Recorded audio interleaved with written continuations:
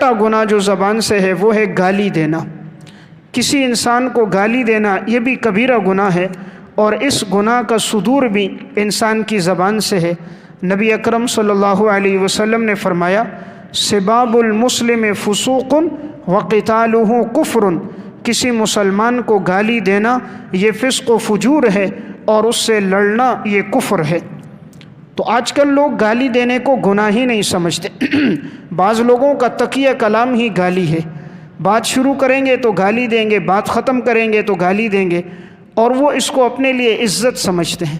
وہ سمجھتے ہیں ہماری معاشرے میں عزت ہو رہی ہے، لوگ ہمیں بڑا سمجھ رہے ہیں، حالانکہ ایسا شخص اللہ کے ہاں بڑا گناہ گار ہو رہا ہے۔ دوسرے مسلمان کی عزت سے کھیلنا اور اس پہ لان تان کرنا، برا بلا کہنا، یہ انسان کو اللہ کے ہاں گرا دیتا ہے اور انسان کی حیثیت باقی نہیں رہتی۔ تو اس لیے اس گناہ سے بھی اپنے آپ کو بچانا چاہیے۔ نمبر 7واں گناہ جو زبان سے ہوتا ہے وہ ہے دو رخی پالیسی اختیار کرنا، جس کو کہتے ہیں دغلی پالیسی۔ اس کا مطلب یہ ہے کہ ایک آدمی ایک شخص کے سامنے جاتا ہے تو زبان سے ایک بات کہتا ہے، دوسرے کے سامنے جاتا ہے تو دوسری بات کہتا ہے۔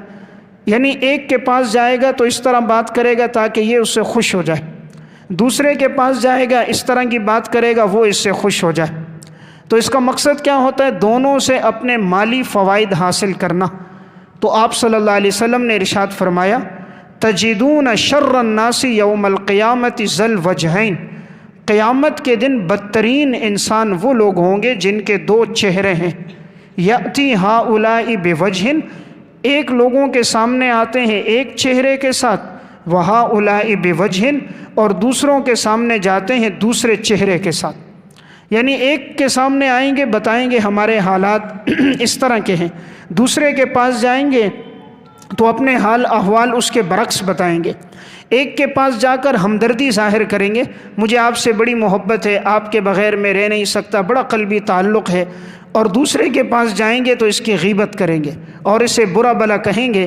یعنی ان کی مثال ایسی ہوتی ہے اس شخص کی کہ جیسے کسی نے پوچھا آپ کا مذہب کیا ہے، اس نے پوچھا کس علاقے کی بات کر رہے ہو، یعنی ہر علاقے میں میرا مذہب الگ ہوتا ہے، قادیانیوں کے ہاں وہ قادیانی ہوتا ہے، عیسائیوں کے ہاں وہ عیسائی ہوتا ہے، یہودیوں کے ہاں بیٹھتا ہے تو یہودی ہوتا ہے، منکرین حدیث کی مجلس میں بیٹھتا ہے تو منکرین حدیث ہوتا ہے۔ تو گویا اس نے کہا یہ بتاؤ کن کے ہاں پوچھ رہے ہو؟ تو ایسے آدمی کا اللہ کے ہاں مقام نہیں ہے کہ جو ہر جگہ جائے اور اس کا چہرہ اس کے نظریے